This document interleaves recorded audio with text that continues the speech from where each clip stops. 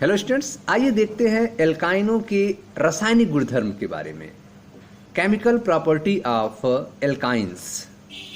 आइए ध्यान समझते हैं। मैं मनीष गुप्ता अपने चैनल में आपका स्वागत करता हूं।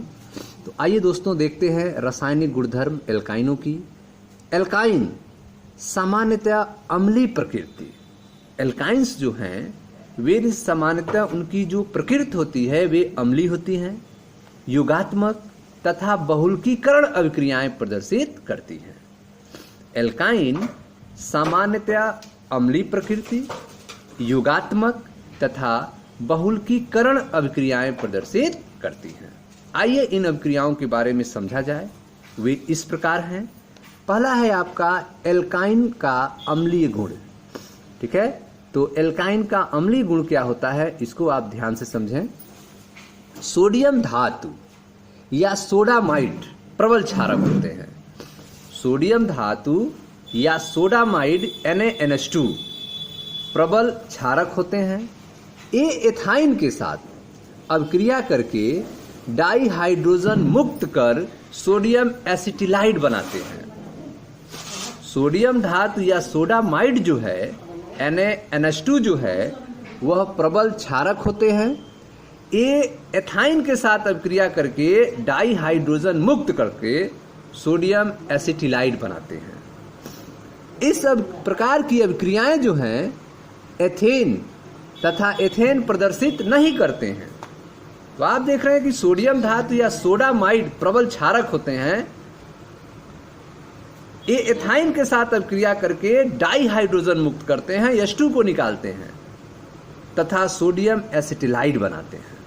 इस प्रकार की अभिक्रियाएं एथेन तथा एथेन प्रदर्शित नहीं करते हैं। यह परीक्षण जो है एथेन तथा एथेन की तुलना में एथाइन की अम्लीय प्रकृति को इंगित करता है। सोडियम एसिटिलाइड का बनना जो है वह एथीन तथा एथेन की तुलना में एथाइन की अम्लीय प्रकृति को प्रदर्शित करता है। ऐसा क्यों होता है? क्या इसकी संरचना तथा संकरण के कारण ऐसा होता है? आप यह अध्ययन कर चुके हैं कि एथाइन में हाइड्रोजन परमाणु sp संकरित कार्बन परमाणु से, एथाइन में हाइड्रोजन परमाणु जो है sp संकरित कार्बन परमाणु से, एथीन में sp2 संकरित कार्बन परमाणु से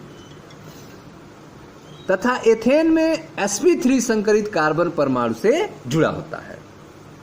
ठीक है, एथाइन में हाइड्रोजन परमाणु जो है sp संकरित कार्बन परमाणु से, एथीन में sp2 संकरित कार्बन परमाणु से और एथेन में sp3 संकरित कार्बन परमाणु से जुड़ा होता है।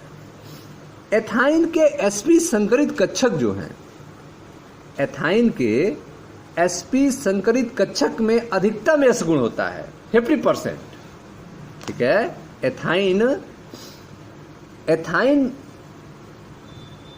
के sp संकरित कक्षक में अधिकतम S गुण 50% के कारण उसमें उच्च विद्युत ऋणात्मकता होती है। तो एथाइन में आप देख रहे हैं यस प्रॉपर्टी जो है, यस गुण जो है वह 50% है, इसलिए जो है उच्च विद्युत ऋणात्मकता उसमें होती है। अतः ये एथाइन में कार्बन हाइड्रोजन आबंध साझा इलेक्ट्रॉनों को, एथाइन में कार्बन हाइड्रोजन आबंध के साझा इलेक्ट्रॉनों को एथीन में कार्बन के sp2 संकरित कक्षक तथा एथेन में कार्बन के sp3 संकरित कक्षक की तुलना में अधिक आकर्षित करेंगे। ठीक है, तो आप देख रहे हैं कि एथाइन में जिसका संकरण sp है, यस गुण इसमें अधिक है 50% है। तो एथाइन में कार्बन हाइड्रोजन आबंध जो हैं वे साझा इलेक्ट्रॉनों को एथीन में कार्बन के sp2 संकरित कक्षक तथा एथेन में कार्बन के sp3 संकरित कक्षक की तुलना में अपनी ओर अधिक आकर्षित करेंगे, जिससे एथेन तथा एथीन की तुलना में एथाइन में हाइड्रोजन परमाणु प्रोटॉन के रूप में आसानी से विलोपित हो जाएगा। एथाइन में हाइड्रोजन परमाणु जो हैं वह प्रोटॉन के रूप में H+ के रूप में आसानी से अलग हो जाएगा। अतः त्रिआबंधित कार्बन परमाणु से जुड़े हाइड्रोजन परमाणु अम्लीय प्रकृति के होते हैं। त्रिआबंधित कार्बन परमाणु से जुड़े हाइड्रोजन परमाणु अम्लीय प्रकृति के होते हैं। ठीक है, आप देखें इसे समीकरण के माध्यम से। यह आपका एथाइन है, CH111CH। इसकी अभिक्रिया आप देख रहे हैं सोडियम धातु से कराई जा रही है, जिससे सोडियम एथेनेमाइड बन रहा है। यह अभिक्रिया जो है न तो एथेन दिखाता है न तो एथीन दिखाता है, यह अभिक्रिया केवल एथाइन दिखाता है। ठीक है, तो जब एथाइन की अभिक्रिया सोडियम से कराते हैं तो सोडियम एथेनाइड बनता है। ठीक है, CH111CNA बनता है और H2 अलग हो जाता है, हाइड्रोजन अलग हो जाता है H+ के रूप में। ठीक है, यह जो सोडियम एथेनेमाइड बना है यह फिर से सोडियम से क्रिया करता है और यह वाला हाइड्रोजन अलग हो जाता है ½ H2 और डाई सोडियम एथेनेमाइड बनता है। ठीक है, तो इस तरह से आप देख रहे हैं कि जब एथाइन की अभिक्रिया सोडियम धातु से कराते हैं तो सोडियम एथेनेमाइड बनता है, 1/2 H2 अलग होता है। जब सोडियम एथेनेमाइड की अभिक्रिया फिर सोडियम धातु से होती है, डाई सोडियम एथेनेमाइड बनता है और फिर ½ H2 अलग होता है। अब आते हैं CH3C111CH पे। इसकी अभिक्रिया जब हम सोडामाइड से कराते हैं यानी NH2 से, सोडामाइड से कराते हैं तो सोडियम प्रोपेनाइड बनता है, सोडियम प्रोपीनाइड बनता है और अमोनिया बनता है। ठीक है, अब जो है यह ध्यान रखने वाली बात यह है कि यह ध्यान रखने योग्य बात यह है कि त्रिआबंध से जुड़े हाइड्रोजन परमाणु अम्लीय होते हैं। 3 बंध से जुड़े हाइड्रोजन परमाणु जो हैं अम्लीय होते हैं, परंतु एल्काइन के समस्त हाइड्रोजन परमाणु अम्लीय नहीं होते हैं। जो 3 बंध से जुड़े हुए हाइड्रोजन परमाणु होते हैं वे अम्लीय होते हैं, न कि एल्काइन के समस्त हाइड्रोजन परमाणु अम्लीय नहीं होते हैं। ठीक है, त्रिआबंध से जुड़े हाइड्रोजन परमाणु अम्लीय होते हैं, परंतु एल्काइन के समस्त हाइड्रोजन परमाणु अम्लीय नहीं होते हैं। ठीक है, जैसा कि आपने दूसरे वाले समीकरण में देखा कि इसमें जो है हाइड्रोजन अलग नहीं हो रहा है। ठीक है, CH3C111CH इस कार्बन के पास हाइड्रोजन नहीं है, इस कार्बन के पास हाइड्रोजन है जो 3 बंध से जुड़ा हुआ है, तो यह हाइड्रोजन अलग हो जाएगा जब हम सोडामाइड से क्रिया कराएंगे NaNH2 से। तो आप देख रहे हैं कि यह हाइड्रोजन अलग हुआ, सोडियम जुड़ा उससे और CH3C111CNA बना, सोडियम प्रोपेनेमाइड बना और NH3 बना। ठीक है, NH2 और H मिलकर NH3 बना दिए। तो यह भी अम्लीय प्रॉपर्टी हो रहा है। अम्लीय प्रॉपर्टी में हाइड्रोजन जो अलग होता है वह 3 बंध से जुड़ा हुआ, कार्बन कार्बन 3 बंध से जुड़ा हुआ हाइड्रोजन होता है, वह अलग होता है, न कि दूसरे कार्बन से जुड़े हुए हाइड्रोजन। ठीक है, यह जो है ध्यान देने वाली बात है। तो यह ध्यान रखने की बात है कि त्रिआबंध से जुड़े हाइड्रोजन परमाणु अम्लीय होते हैं, परंतु एल्काइन के समस्त हाइड्रोजन परमाणु अम्लीय नहीं होते हैं। उपयुक्त अभिक्रियाएं एल्कीन तथा एल्केन प्रदर्शित नहीं करते हैं। जो अभिक्रियाएं हमने आपको बताया, सोडियम धातु और सोडामाइड से अभिक्रिया, NaNH2 से अभिक्रिया, यह अभिक्रिया एल्कीन और एल्केन प्रदर्शित नहीं करते हैं। यह परीक्षण जो है एल्काइन, एल्केन तथा एल्केन में विभेद करने हेतु प्रयोग किया जाता है। ठीक है, यह परीक्षण एल्काइन, एल्कीन और एल्केन में अंतर करने में यूज किया जाता है। ब्यूट 1 आयन तथा ब्यूट 2 आयन की उपरोक्त अभिक्रिया कराने पर क्या होगा? अगर यही अभिक्रिया ब्यूट 1 आयन से और ब्यूट 2 आयन से कराएं तो क्या होगा?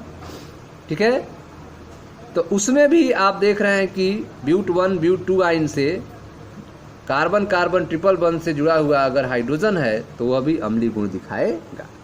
एल्केन, एल्कीन तथा एल्काइन निम्नलिखित क्रम में अम्लीय प्रकृति को दर्शाते हैं।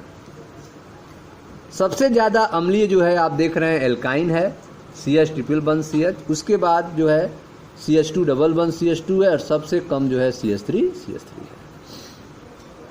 ठीक है, दूसरे में आप देखें यह आपका एल्काइन है, CH ट्रिपल बॉन्ड CH, उसके बाद है CH3C ट्रिपल बॉन्ड CH और उसके बाद है सबसे कम अम्लीय प्रॉपर्टी शो हो रहा है CH3 single bond C triple bond C single bond CH3। इसके पास कोई हाइड्रोजन नहीं है, जो कार्बन कार्बन 3 बॉन्ड से जुड़ा हुआ है तो यह अम्लीय गुण नहीं दिखाएगा।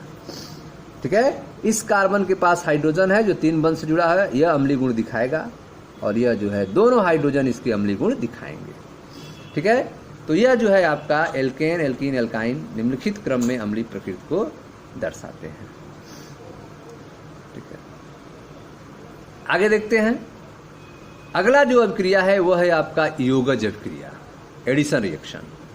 पहले वाले में आपने देखा एल्काइन के अम्लीय गुण के बारे में आपने समझा, अब दूसरा देखते हैं योगज अभिक्रिया के बारे में। एल्काइन में त्रिआबंध होता है, एल्काइन में ट्रिपल बॉन्ड होता है, त्रिआबंध होता है, अतः यह डाईहाइड्रोजन, हैलोजन, हाइड्रोजन हैलाइड आदि के 2 अणुओं से योग करते हैं। ठीक है, एल्काइनों में ट्रिपल बॉन्ड होता है, त्रिआबंध होता है, अतः यह डाईहाइड्रोजन, हैलोजन, हाइड्रोजन हैलाइड आदि के 2 अणुओं से एडिशन करते हैं, 2 अणुओं से योग करते हैं। योगज उत्पाद निम्नलिखित पदों में बनता है। यह आपका एल्काइन है C ट्रिपल बॉन्ड C और यह आपका HZ है। ठीक है, पहले वाइनिलिन, ठीक है, वाइनिलिक धनायन बनेगा, फिर यह आपका कंपाउंड बनेगा। ठीक है, 3 बंध जो है 2 बंध में कन्वर्ट हो गए और हाइड्रोजन और Z जो है वह जुड़ गया। एक हाइड्रोजन एक कार्बन से, दूसरा Z जो है दूसरे कार्बन से जुड़ गया, 3 बंध जो है 2 बंध में परिवर्तित हो गया। ठीक है, यह बीच का एक प्रोडक्ट बना है, बीच का आप देख रहे हैं जिसे वाइनिलिक धनायन कहा जाता है। बना हुआ योगज उत्पाद सामान्यतया वाइनिलिक धनायन के अस्थायित्व पर निर्भर करता है। यह जो योगज उत्पाद बन रहा है इसकी स्टेबिलिटी जो है, ठीक है, यह बनेगा कि नहीं बनेगा यह निर्भर करता है वाइनिलिक धनायन के अस्थायित्व पर। बना हुआ योगज उत्पाद सामान्यतः वाइनिलिक धनायन के अस्थायित्व पर निर्भर करता है। असम्मित एल्काइनों में योगज मार्कोनिकॉफ नियम से होता है। असम्मित एल्कीनों में एडिशन जो है मार्कोनिकॉफ नियम के अनुसार होता है। एल्काइनों में अधिकतर अभिक्रियाएं जो हैं इलेक्ट्रॉन स्नेही योगज अभिक्रियाएं हैं, जिनके कुछ उदाहरण यहाँ पे दिए गए हैं। ठीक है, तो आप देख रहे हैं कि एल्काइनों में त्रिआबंध होता है, अतः यह डाईहाइड्रोजन, हैलोजन, हाइड्रोजन हैलाइड आदि के 2 अणुओं के साथ योग करते हैं। योगज उत्पाद जो है निम्नलिखित पदों में बनता है। पहले जो है कार्बन कार्बन त्रिबंध पर एडिशन होगा HZ का, Z जो है इलेक्ट्रॉन लेकर अलग हो जाएगा जिसपे Z माइनस हो जाएगा और H प्लस बचेगा और यह H प्लस जो है आके कार्बन से जुड़ जाएगा।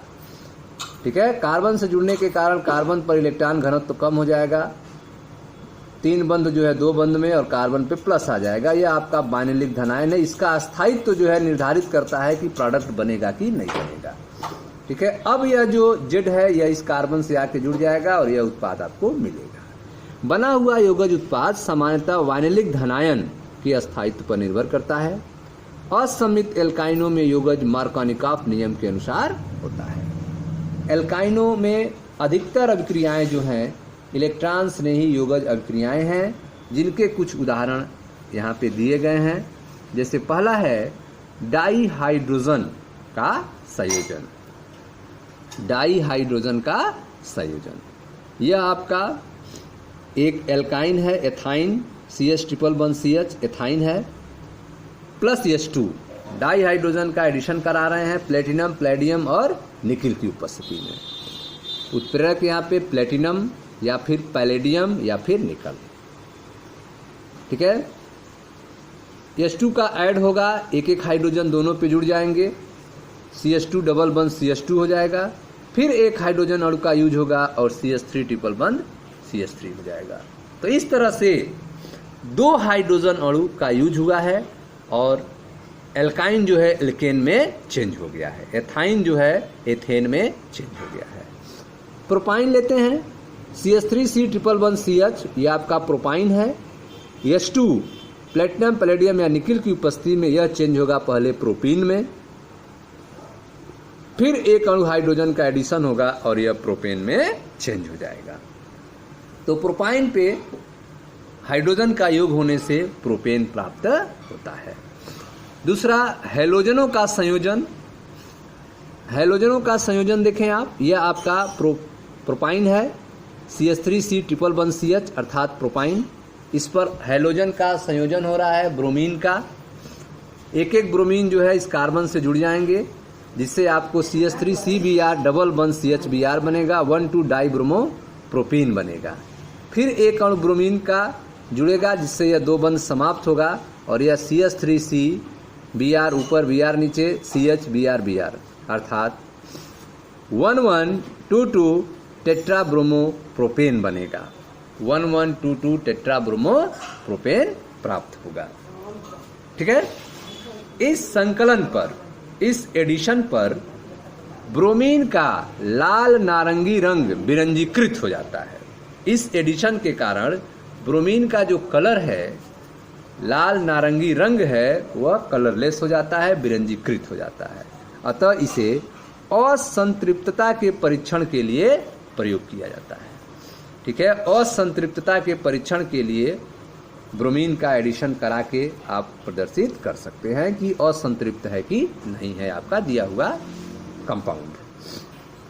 तीसरा देखते हैं हाइड्रोजन हैलाइडों का संयोजन, HX का एडिशन। हाइड्रोजन हैलाइडों का संयोजन। एल्काइनों में हाइड्रोजन हैलाइड, एल्काइनों में हाइड्रोजन हैलाइड अर्थात HCl, HBr, HI के 2 अणु के संकलन से जेम डाई हैलाइड, जिसमें एक ही कार्बन परमाणु पर 2 हैलोजन जुड़े हों, उन्हें जेम डाई हैलाइड कहा जाता है। ठीक है, बनते हैं। एल्काइनों में हाइड्रोजन हैलाइड के 2 अणु के संकलन से जेम डाई हैलाइड बनते हैं।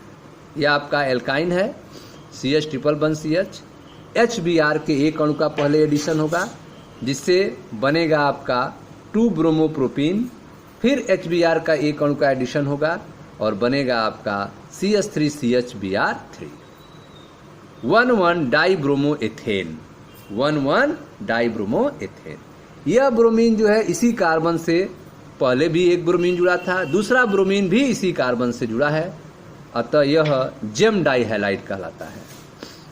अगला देखते हैं, यह आपका प्रोपाइन है, CH3C ट्रिपल बंद CH। प्रोपाइन पर जब एडिशन कराते हैं तो क्या होता है, तो CH3C ट्रिपल बंद CH HBr का एडिशन होगा। निगेटिव पार्ट जो है उससे जुड़ेगा जिसके पास हाइड्रोजन कम हो, यह मार्कोनिकॉफ का नियम करता है। तो इसका जो निगेटिव पार्ट Br है वह इस कार्बन से जुड़ जाएगा पहले, तो आपका कंपाउंड बनेगा 2 ब्रोमो प्रोपीन। फिर HBr का एडिशन होगा और इसी से ब्रोमीन आके जुड़ जाएगा, तो आपका मिलेगा 2,2 डाई ब्रोमो प्रोपेन। तो इस तरह से प्रोपाइन पर HBr के एडिशन से 2,2 डाई ब्रोमो प्रोपेन प्राप्त होता है। अब आते हैं अगला रिएक्शन, जल का संयोजन। जल का संयोजन। एल्केन तथा एल्कीन की तरह एल्काइन भी जल में अमिश्रणी होते हैं। एल्केन तथा एल्कीन की तरह एल्काइन भी जो है जल में अमिश्रणी होते हैं और जल से अभिक्रिया नहीं करते हैं। एल्काइन 333 केल्विन पर, एल्काइन जो है 333 केल्विन पर मर्क्यूरिक सल्फेट तथा तनु सल्फ्यूरिक अम्ल की उपस्थिति में जल के एक अणु के साथ संयुक्त होकर कार्बोनिल यौगिक देता है। एल्केन तथा एल्कीन की तरह एल्काइन भी जल में अमिश्रणी होते हैं तथा जल से अभिक्रिया नहीं करते हैं, लेकिन एल्काइन जो है वह 333 केल्विन पर मर्क्यूरिक सल्फेट तथा तनु सल्फ्यूरिक अम्ल की उपस्थिति में जल के एक अणु के साथ जुड़ जाता है, संयुक्त हो जाता है और कार्बोनिल यौगिक देता है। समीकरण देखें, यह आपका एथाइन है, यह आपका जल का एक अणु है, मर्क्यूरिक सल्फेट का यह मरकरी आयन है और यह तनु सल्फ्यूरिक अम्ल का H+ है। 333 केल्विन टेम्परेचर है।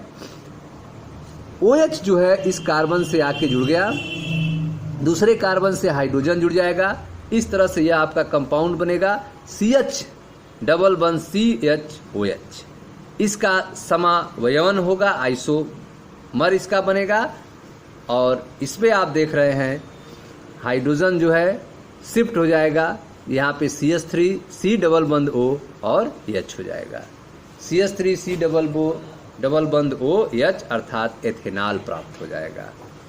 ठीक है, तो इस तरह से आपने देखा कि सल्फ्यूरिक अम्ल की उपस्थिति में जल का एक अणु के साथ संयुक्त होकर कार्बोनिल यौगिक बनाता है और यहाँ पे कार्बोनिल यौगिक आप देख रहे हैं जो बना है CH3CHO बना है अर्थात एथेनॉल बना है, एथेनॉल बना है, न कि एथेनॉल। एथेनॉल गलत है, यह एथेनॉल है CH3CHO। ठीक है, अब आते हैं प्रोपाइन पर। प्रोपाइन पर H2O का एडिशन देखते हैं। यह आपका प्रोपाइन है CH3C+1CH HOH मर्क्यूरिक सल्फेट तनु सल्फ्यूरिक अम्ल 333 केल्विन पर एडिशन होगा, यह आपका कंपाउंड बनेगा CH3COH इसका समावयन होगा, यह रीअरेंजमेंट करेगा और CH3C double bond O CH3 बनेगा अर्थात प्रोपेनोन, एक कीटोन प्राप्त होगा। तो इस तरह से जब हम एथाइन पर H2O का एडिशन कराते हैं तो हमें एक कार्बोनिल यौगिक मिलता है जिसे एथेनॉल कहा जाता है। CH3CHO एक एल्डिहाइड है और जब प्रोपाइन पर हम H2O का एडिशन कराते हैं तो एक कीटोन बन मिलता है जिसे प्रोपेनोन कहा जाता है। ठीक है, अब देखते हैं अगला बहुलकीकरण के बारे में। ठीक है, एल्काइनों में बहुलकीकरण क्या होता है? एल्काइनों में बहुलकीकरण जो है दो होता है, एक होता है रेखीय बहुलीकरण और एक होता है चक्रीय बहुलकीकरण। ठीक है, तो पहले देखते हैं एल्काइनों में लीनियर पॉलीमराइजेशन रैखिक बहुलकीकरण के बारे में। अनुकूल परिस्थितियों में एथाइन का रेखिक बहुलीकरण होने से, अनुकूल परिस्थिति में एथाइन का रेखिक बहुलकीकरण होने से पॉलीएसिटिलीन अथवा पॉलीएथाइन बनता है जो उच्चतर अणुभार वाले पॉलीएथाइन इकाइयों से युक्त होता है। इसे CH double bond CH single bond CH double bond CH in bracket N द्वारा प्रदर्शित किया जा सकता है। विशिष्ट परिस्थितियों में ये बहुलक विद्युत के सुचालक होते हैं। विशिष्ट परिस्थितियों में ये जो बहुलक हैं विद्युत के सुचालक होते हैं।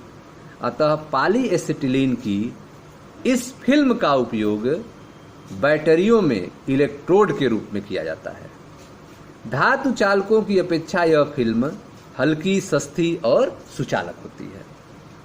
ठीक है, तो रैखिक बहुलकीकरण में आपने देखा कि अनुकूल परिस्थितियों में एथाइन का रैखिक बहुलकीकरण होने से पॉलीएसिटिलीन अथवा पॉलीएथाइन बनता है जो उच्चतर अणुभार वाले पॉलीएथाइन इकाइयों अर्थात CH double bond CH single CH double bond CH से युक्त होते हैं। इसे CH double bond CH single CH double bond CH in bracket N के द्वारा प्रदर्शित किया जा सकता है। क्या यूज है इनका? विशिष्ट परिस्थितियों में ये बहुलक विद्युत के सुचालक होते हैं। अतः पॉलीएसिटिलीन की इस फिल्म का उपयोग बैटरियों में इलेक्ट्रोड के रूप में किया जाता है।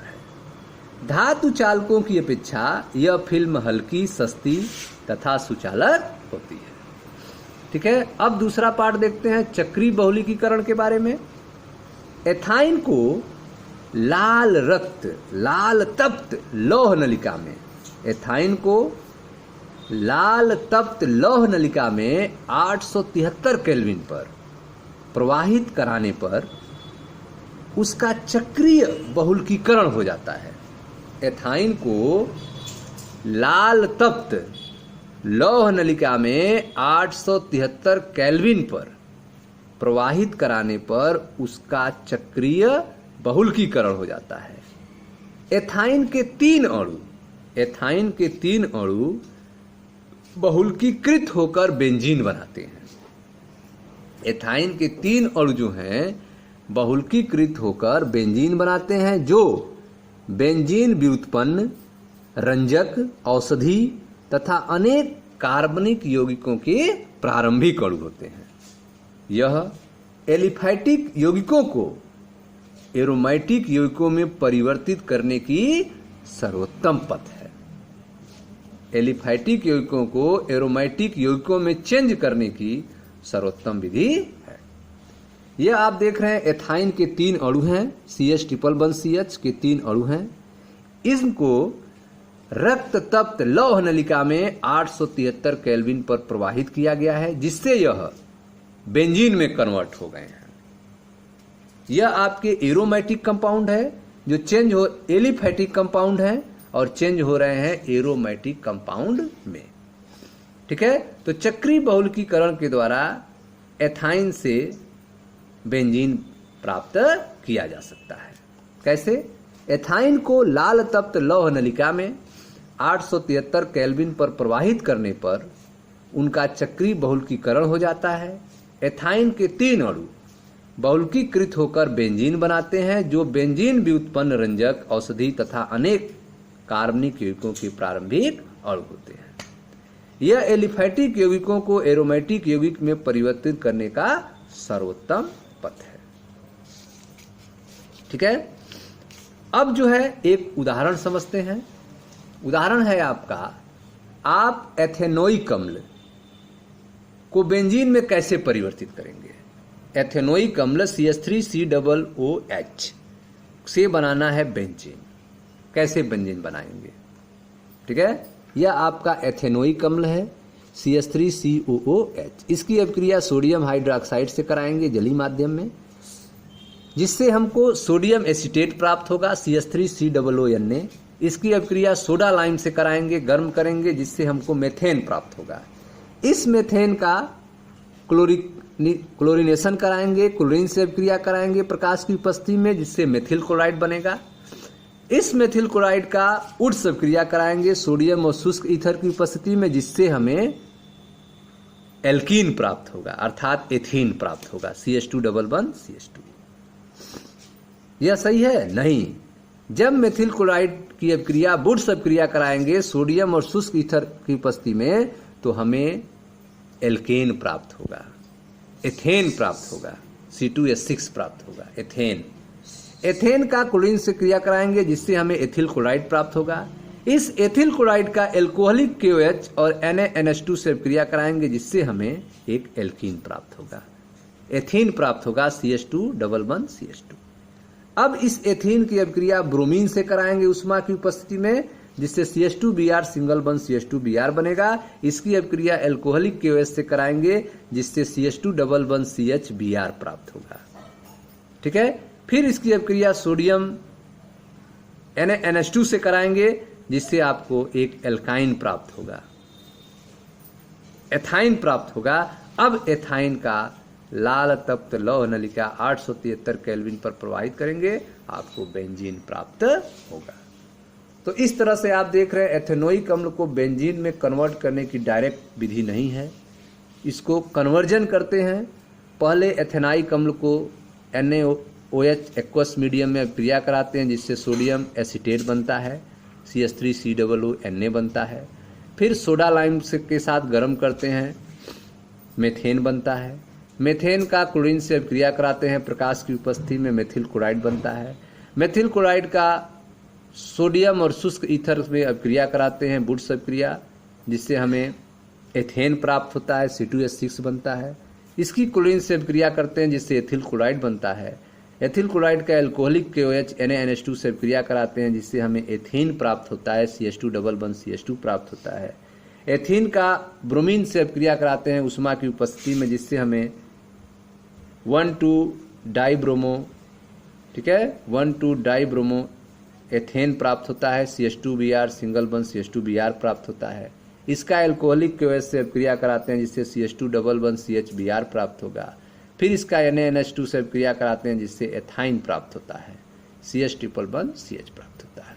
अब लाल तप्त लौह नलिका में 873 केल्विन पर इसे प्रवाहित करते हैं जिससे यह बेंजीन में परिवर्तित हो जाता है, इसका चक्रीय बहुलीकरण हो जाता है।